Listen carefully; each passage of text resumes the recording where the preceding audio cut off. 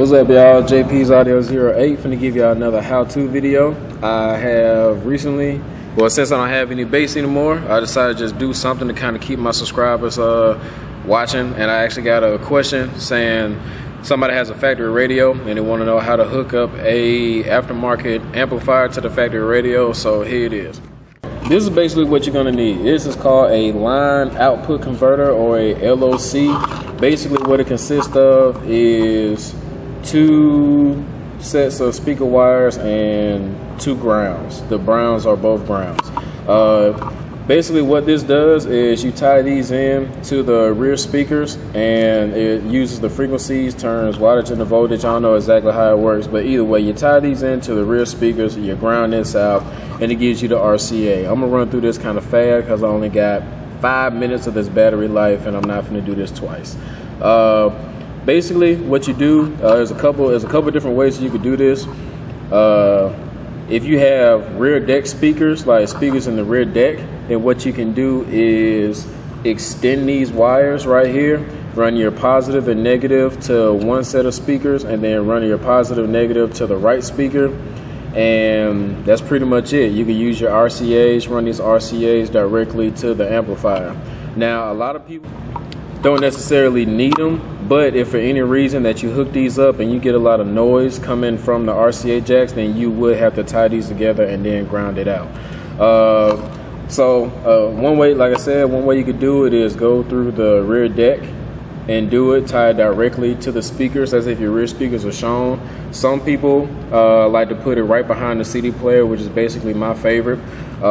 It's the easiest to do. You take the CD player out, and then you have to find out what's the rear speakers, and then you would take these 2 whites. The white is the left positive, and the white with the black stripe is going to be the left negative. Vice versa for the grays, just put that for the right. You actually tie these together and tap into your ground that goes to your CD player and do it straight like that. Now, a lot of people are actually going to ask, well, how do you know what speaker, what color is the speaker wire? That's when you can actually go. There's a different couple ways you could do that. You can actually go to the12volt.com or get on any kind of forum. 9 times out of 10, you're not the only person who has your car, so you could actually get on a forum or something like that, and somebody has gone through the same situation that you have, and they'll have a list of the color codes and all that kind of stuff. Or you go to the 12volt.com and then look up a wire diagram, and then it should tell you which one's negative. That's where we have this polarity tester. This is a 9-volt battery with a red for positive and a black for negative. This is probably one of the easiest ways to test what's positive and what's negative, and I'm about to show you exactly how to do that right now.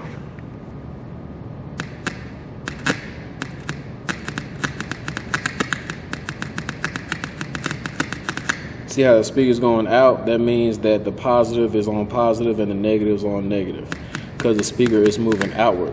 Now, if you have the polarity reverse, which means your negatives on your positive and your positive on your negative, then you will get something like this.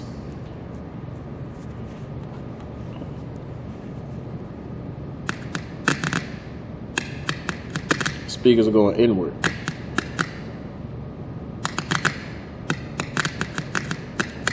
So that tells you right there that your polarity is switched. So speakers going outward, you got the right positive, the right negative. Speakers going inward, then you got the positive and negative switch.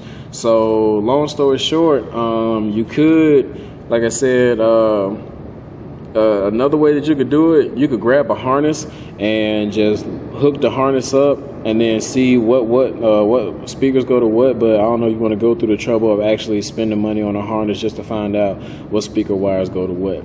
Also, the speaker wire in some car applications, the speaker wire right behind the radio and the speaker wire colors actually behind the door are different colors.